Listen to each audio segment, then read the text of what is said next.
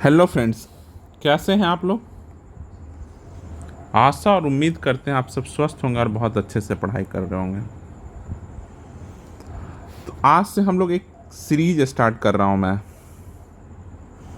ये सीरीज होगा साइंस का पीवाईक्यू कराना। पीवाईक्यू कराना ऐसा मैं चाहता हूं कि 70 बीपीएससी से लेकर जो 56 बीपीएससी तक सारा साइंस का पीवाईक्यू आप लोगों को करा दूं। कल मैंने कहा था कि सबसे ज़रूरी है कि पीवाईक्यू आप लोग करें। तो देखिए, आप लोग हिस्ट्री का तो कर ही लीजिएगा, क्योंकि हिस्ट्री आप लोग कर लीजिएगा, करेंट अफेयर का करना नहीं है। अब बच गया मेजर पोर्शन। इससे 30 क्वेश्चन आता है, इससे 30 क्वेश्चन आता है और इससे 30। तो पहले सोचा कि साइंस से शुरू करता हूँ, फिर एक बार साइंस कंप्लीट होगा तो फिर बिहार स्पेशल पॉलिटी देखेंगे कैसे कैसे करना। इसमें दो चीज़ आप लोगों को करना, हर दिन हम 15 से 20 सवाल लेकर आएंगे। आज तो कम है, 15 क्वेश्चन डेली लेकर आएंगे। तो 10 साल का है, मतलब 330 क्वेश्चन ऑन एवरेज आता था। तो 25 शुरू में पहले 20 आता था, बाद में 30 होने लगा। 250 से 300 क्वेश्चन होंगे टोटल। 300 question total. अगर हम लोग 20 question per day, 20 to 30 question per day करेंगे तो हम लोग अगले 12 से 15 दिन में हम लोग ये पूरा पीवाईक्यू कर लेंगे। अब आप लोगों को क्या करना है, क्वेश्चन तो यहाँ सॉल्व करना ही है, क्वेश्चन सॉल्व करना है। उसके बाद जो उसमें ऑप्शन रहेगा उसको भी लिखकर, जो ऑप्शन है उस ऑप्शन दिया हुआ उसको भी, सिर्फ क्वेश्चन को सॉल्व नहीं करना है कि क्वेश्चन सॉल्व कर दिए, आंसर लिख लिए, आंसर आता बहुत खुश नहीं, उसके ऑप्शन को भी हम लोग देखेंगे। और अगर मैं जिस ऑप्शंस को आप लोगों को नहीं बताया उसके बारे में जाकर गूगल करके ज़रूर पढ़ लेना है। इतना ज़रूर ध्यान रखना है, ऐसा नहीं कि किसी चीज़ को छोड़ देना है। यही ऑप्शन अगली बार में क्वेश्चन बन जाता है, समझ गए। चलिए, और बाकी आप लोगों के रिस्पांस पे रहता है कि कैसा आप लोग रिस्पांस देते हैं, फिर अगला वीडियो उसी पे आएगा। तो अगर वीडियो पसंद आता तो लाइक कीजिए, और चैनल पहली बार आए हैं तो ज़रूर सब्सक्राइब कीजिए। ये दोनों ही तो आप लोगों को करना है। अगर आप लोगों को पसंद आएगा तो ज़रूर सब्सक्राइब कीजिए। देख कर जाने से तो मुझे तो कुछ मोटिवेशन मिलेगा नहीं, समय लगता है बताने में, बनाने में पीपीटी। तो इसलिए आप लोगों को इतना काम ज़रूर करना है। चलिए, अभी के लिए स्टार्ट करते हैं आज का। आज 70 बीपीएससी का क्वेश्चन पेपर से लिया गया क्वेश्चन है, आप लोग उसको सॉल्व कीजिए। 30 सेकंड का दूंगा, 30 सेकंड में बताइए आंसर क्या है, फिर आगे बढ़ेंगे, उसका आंसर बताएंगे और फिर उसके बारे में डिस्कशन करेंगे। चलिए शुरू करते हैं। चलिए, पहला क्वेश्चन है, which of the following is an iron ore. Iron ore इसमें से कौन है, बताइए आयरन ओर कौन सा है। लौह अयस्क, अगर हिंदी में बात किया जाए तो लौह अयस्क कौन सा है।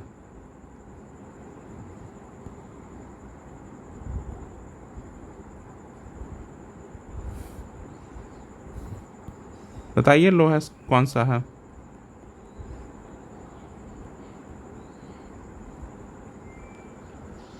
सब लोग लिख लिए। चलिए, बाकी का ही बताइए कि कौन किसका अयस्क है। लिमोनाइट किसका है, पायराइट किसका है, सिनेबार किसका है, बॉक्साइट किसका है, आप लोग भी बताइए। बताइए इसका आंसर क्या है, और बताइए बॉक्साइट किसका है, सिनेबार किसका है, बताइए। चलिए, अब तक आप लोग बता चुके होंगे। तो बॉक्साइट होता है अल्मुनियम का ओर। किसका होता है, अल्मुनियम का। इस तरह से आपको देखना होगा, अगले बार अगर पूछ दे कि मरकरी का कौन सा है तो सिनेबार। क्या होता है, मरकरी का, Hg। पायराइट किसका होता है, पायराइट भी आयरन का ही होता है, लेकिन इतना इसको इसमें यूज नहीं करते हैं और इसका आंसर है लिमोनाइट। क्या है आंसर, लिमोनाइट। तो कितने लोगों का सही हुआ आप लोग देख लीजिएगा। देखिए यहाँ पर आंसर है, तो वही है। लिमोनाइट किसका है, लिमोनाइट आंसर है। Limonite is the true iron ore, ठीक ना। और बॉक्साइट क्या है, bauxite is the ore of aluminium. Bauxite aluminium का ओर है, सिनेबार इसका है। और पायराइट को पता है, पायराइट को फूल्स गोल्ड भी कहते हैं क्योंकि उसी तरह चमकता हुआ रहता है, येलो टाइप का होता है, इसको फूल्स गोल्ड भी कहते हैं। तो अगले बार आ जाए कि पायराइट फूल्स गोल्ड किसको कहते हैं, तो इसको पायराइट को कहते हैं। इसका फॉर्मूला ऐसे होता है FeS2, समझ गए। बेसिकली सल्फर डाइऑक्साइड इन सब में यूज, सल्फ्यूरिक एसिड इन सब के प्रोडक्शन में ये काम आता है, ठीक है। चलिए next question, which component of the fertilizer is used for stimulating early growth process, बताइए। हिंदी में इसको पढ़ देते हैं, उर्वरक के किस घटक का उपयोग शीघ्र विकास को प्रोत्साहित करने के लिए किया जाता है। क्या है क्वेश्चन, उर्वरक के किस घटक का उपयोग शीघ्र विकास को प्रोत्साहित करने के लिए किया जाता है, बताइए। अधिकतर लोग इसमें गलत ही मारेंगे और एग्जाम में अधिकतर लोग नाइट्रोजन मार के आए थे, लेकिन इसका आंसर फास्फोरस है। क्या है आंसर, फास्फोरस है। तो बताइए कि नाइट्रोजन का क्या उपयोग है, what is the usages of nitrogen in the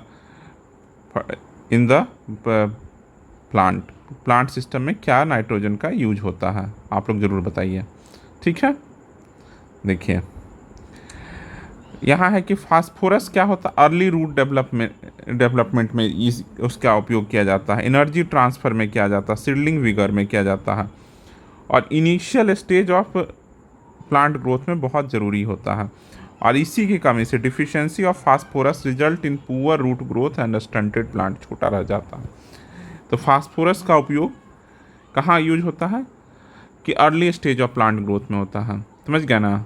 बाद में आप लोग पढ़िएगा कि नाइट्रोजनेसिस होता है जिससे अमोनिया बनता है, बहुत सारा चीज़ है। तो एक बार नाइट्रोजन का भी देख लीजिएगा कि प्लांट में क्या यूज होता है, ठीक है।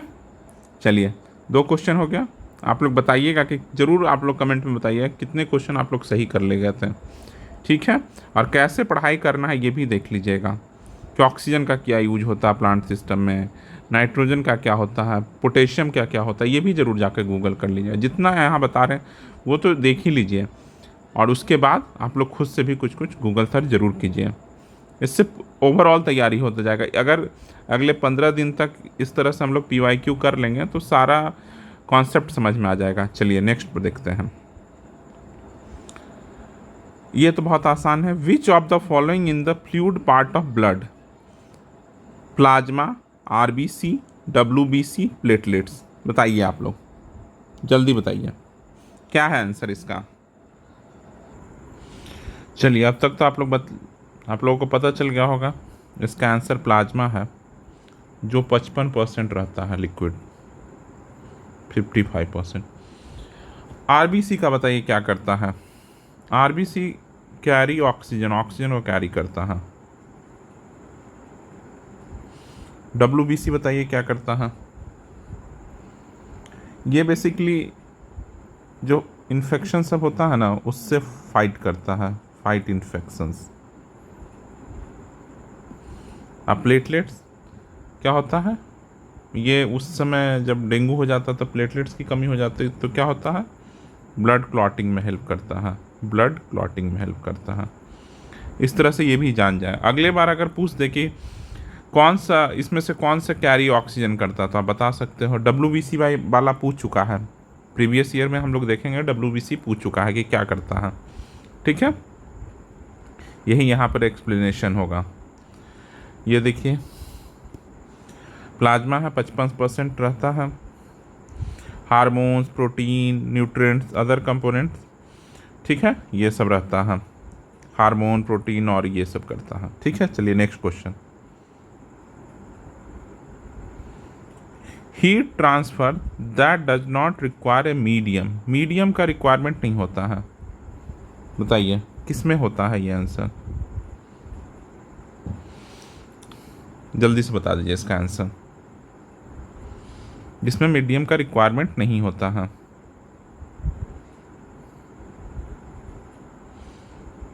चलिए इसका आंसर है रेडिएशन, इसमें नहीं होता है।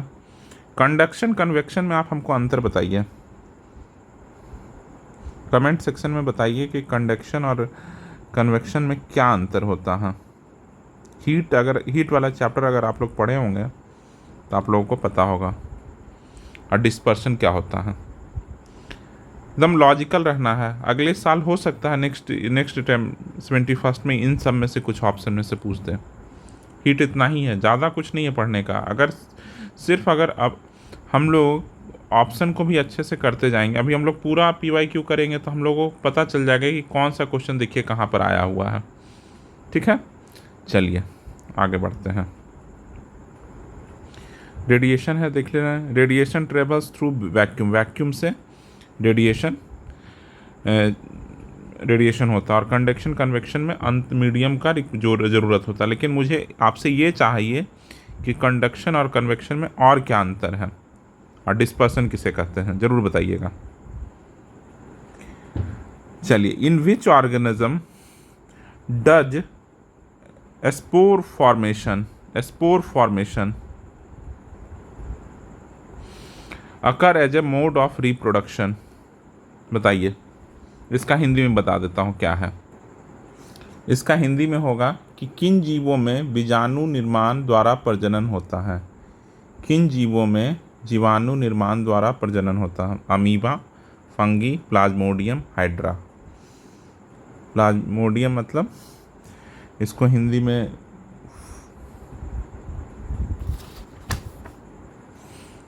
प्लाज्मोडियम नहीं लिखिए, फर्न,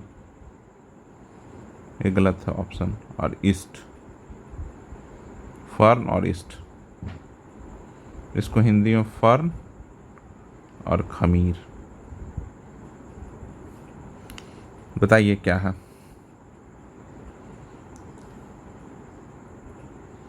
देखिए, इसका आंसर जो है, जो BPSC दिया है वो शायद फंगई दिया है।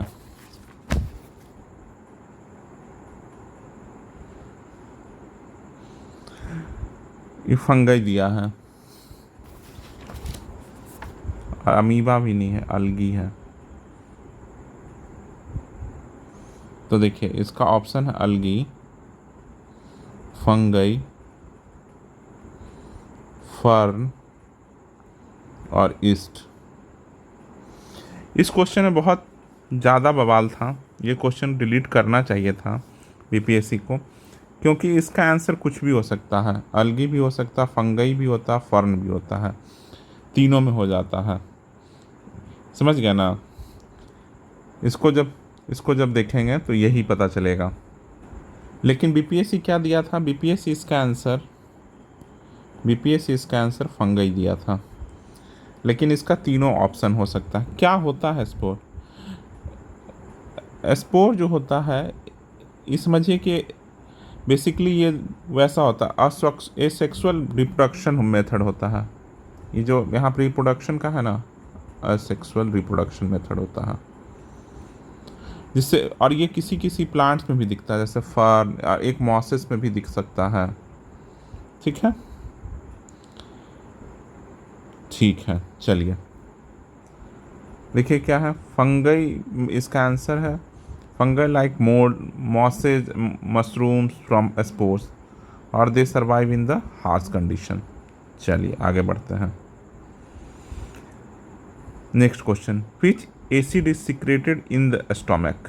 Acetic acid, sulphuric acid, hydrochloric acid और नाइट्रिक एसिड। बताइए क्या है इसका आंसर? ये बहुत आसान सवाल है, आप लोग इसको तुरंत बता दीजिए, दिए होंगे अब तक। इसका है हाइड्रोक्लोरिक एसिड, इसका आंसर है। आसान था। चलिए, क्या है? Hydrochloric acid helps in protein digestion, kill harmful microbes, activate enzymes, और क्या रहता है? यही 3.5 तक रखता है। ये सब भी जान लेना है।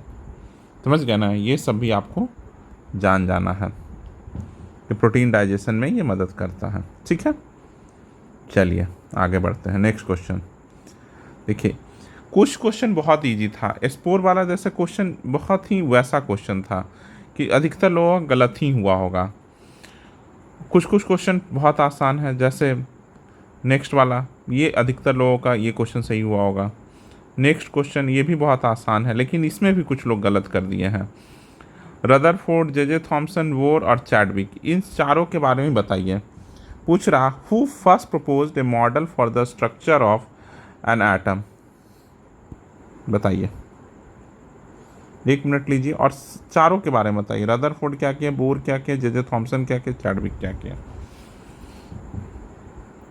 चैडविक बताइए किस चीज़ का खोज किए हैं, कोई बता पा रहा है? इन्होंने न्यूट्रॉन बताया।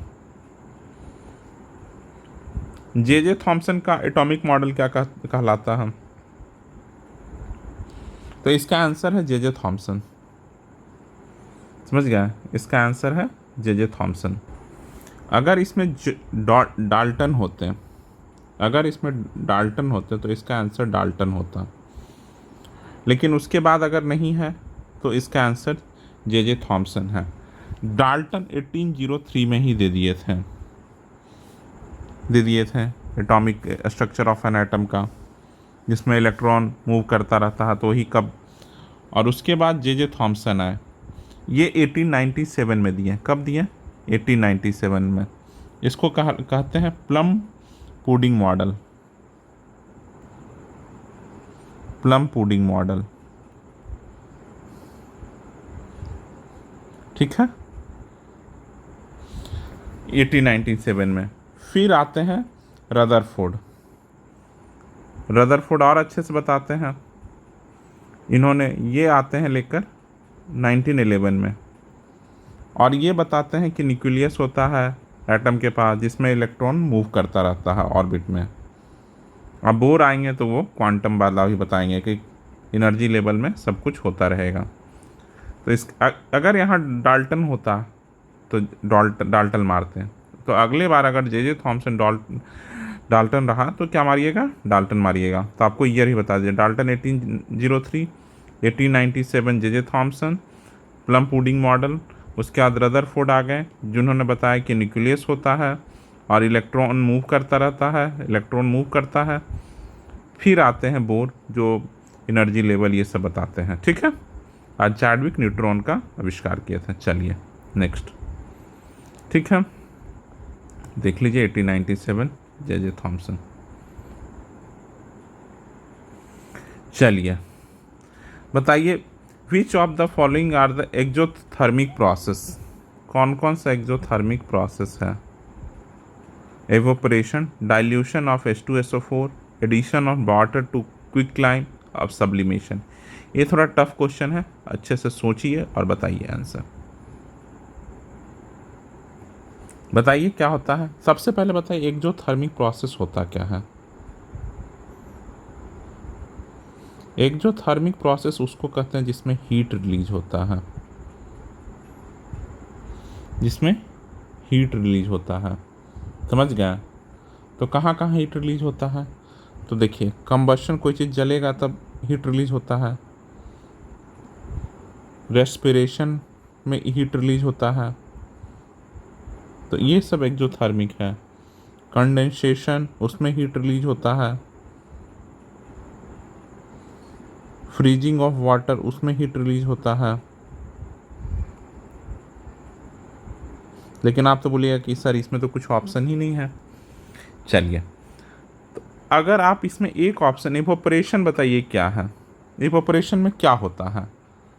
हीट रिलीज होता है कि हीट लेता है? हीट लेता है, हीट रिलीज नहीं करता है, हीट लेता है। तो मतलब ये नहीं होगा, ये एंडोथर्मिक प्रोसेस है। जैसे ही 1 काटिएगा, 1 काट दिए, 1 काट दिए, 1 काट दिए, इसका आंसर ये हो गया। है ना आसान?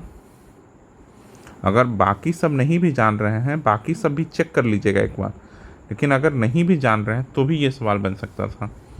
सिर्फ एवोपरेशन, वाष्पीकरण एक एक्सोथर्मिक प्रोसेस है कि नहीं, अगर आपको पता है तो बना सकते थे, ठीक है। बाकी यहाँ देख सकते हैं कि एक्सोथर्मिक प्रोसेस क्या होता है। यहाँ इसमें दिया हुआ कि कौन कौन सा 1 और 4 बोल रहा है एंडोथर्मिक प्रोसेस है, और 2 और 3 एक्सोथर्मिक प्रोसेस है, क्योंकि रिलीज हीट करता है, ठीक है। ये दोनों देख रहे हैं हीट रिलीज करता है। चल, एक साल में 2-2 सवाल और से पूछा, कितना बड़ा बात है। अब चलिए फिर से कॉपर, फिर से एल्युमिनियम, फिर से आयरन, फिर से जिंक। पूछ रहा है कि कोरंडम एंड क्रायोलाइट किसका होता है। अगर इन दोनों में किसी एक को के बारे में भी अगर आपको फॉर्मूला याद था तो आप बना सकते थे, बताइए कोरंडम का क्या फॉर्मूला होता है। कोरंडम का फॉर्मूला आप लोग बताइए, जल्दी से बताइए।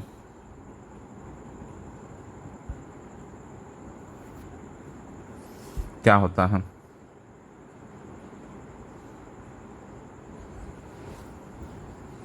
कोरंडम का फॉर्मूला होता है Al2O3। क्रायोलाइट का क्या होता है, ये टफ है लेकिन ठीक है, याद कर लीजिए, Na3AlF6 ये होता है। तो इससे आंसर क्या हो गया, इससे आंसर हो गया कि एल्युमिनियम का है ये, और ऑफ एल्युमिनियम है कोरंडम। अब आप लोग जल्दी सा कॉपर का, आयरन का और जिंक का बताइए, दो दो और सबका बताइए। कॉपर का, आयरन का, जिंक का, दो दो और बताइए, जल्दी जल्दी कमेंट में लिखिए, जल्दी बताइए क्या क्या है। कॉपर का बताइए सबसे पहले, कॉपर का बताइए दो। कॉपर का आप लोग दो बताइए। तो एक होता है क्यूपराइट, लिख लीजिए क्यूपराइट, कभी भी पूछा जा सकता है। और कॉपर पायराइट होता है, उसको नहीं जानना क्योंकि उसमें कॉपर लिखा रहेगा तो आप ऐसे ही बना दीजिएगा। और एक मेलासाइट, लिख लीजिए, याद रखिएगा, देख लीजिए। चलिए एल्युमिनियम का तो है ही, कोरंडम और क्रायोलाइट। आयरन का बता दीजिए, दो बताइए आयरन का।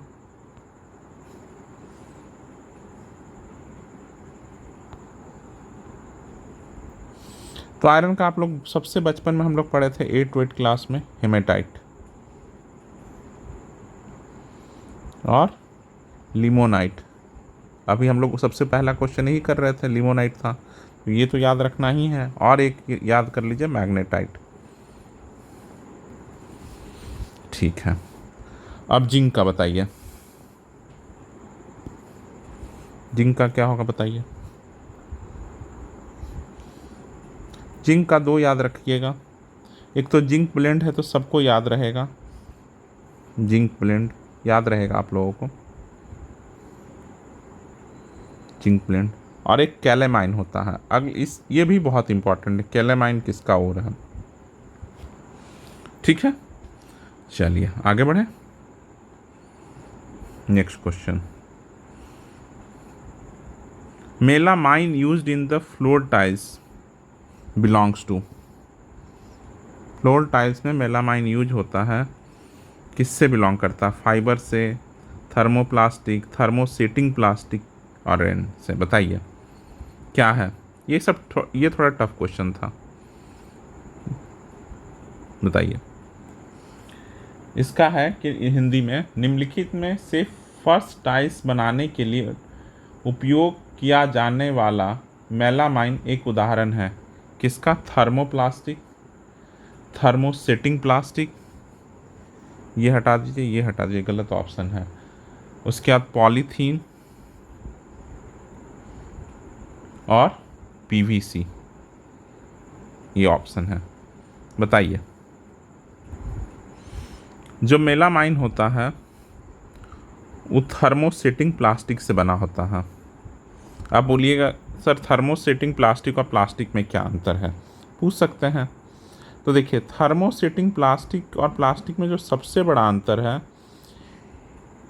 ये अंतर है कि जब थर्मोसेटिंग प्लास्टिक को, जब इसको हीट कीजिएगा तो ऐसा नहीं होगा कि हीट कीजिएगा तो थर्मोसेटिंग प्लास्टिक को तो फिर से उसका शेप बदल दीजिएगा, लेकिन थर्मोप्लास्टिक को अगर हीट करेंगे तो उसका शेप चेंज कर सकते हैं। इसलिए थर्मोसेटिंग प्लास्टिक होता है, फ्लोर टाइल्स में होता है कि थोड़ा गर्म भी, हीट भी हो जाएगा तो वो अपना शेप नहीं बदलेगा, समझ गया ना। और इसको एक बार यूज कर दीजिएगा मेलामाइन को या थर्मोसेटिंग प्लास्टिक को, तो फिर से ये रीयूज नहीं होगा, जबकि थर्मोप्लास्टिक रीयूज हो सकता है, उसको आसानी से मेल्ट कर सकते हैं, समझ गए ना, ये अंतर है। बाकी आप लोग एक बार ज़रूर इसको पढ़िए अच्छे से, समझ गए ना। कुछ भी पूछ सकता है। थर्मोप्लास्टिक और थर्मोसेटिंग प्लास्टिक को बनाने में और क्या क्या चीज़ बनता है थर्मोसेटिंग प्लास्टिक से, ये सभी एक बार ज़रूर देखिएगा, ठीक है। चलिए, थर्मोसेटिंग प्लास्टिक है। Melamine is hard and heat resistance, does not soften and used in tiles and kitchenware. चलिए, ये भी क्वेश्चन थोड़ा टफ आया था। विच, देख रहे हैं कितने क्वेश्चन टफ आया था, ये सब तुक्का ही मारना था। Which is the first artificial prepared element पूछा है, इसका डायरेक्ट आंसर है टीसी, देख लीजिएगा, ठीक है। टीसी 1937 में बनाया गया था, फर्स्ट सिंथेसाइज्ड, ठीक है। चलिए, आज के लिए इतना रखे हैं। आज हम लोग 10 से 12 क्वेश्चन किए हैं और आशा करते हैं कि आप लोग और अच्छे से इसको देखिएगा। जितना क्वेश्चन आप लोग किए उसको एक बार और देखिए, और कल जितने 70 बीपीएससी में जितने क्वेश्चन अभी और बच गए हैं, जितने भी क्वेश्चन बच गए हैं कल सब कर लेंगे।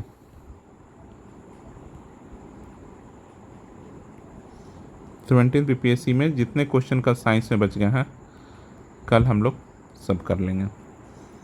और कल से हम लोग एक और सीरीज लाएंगे करंट अफेयर के लिए।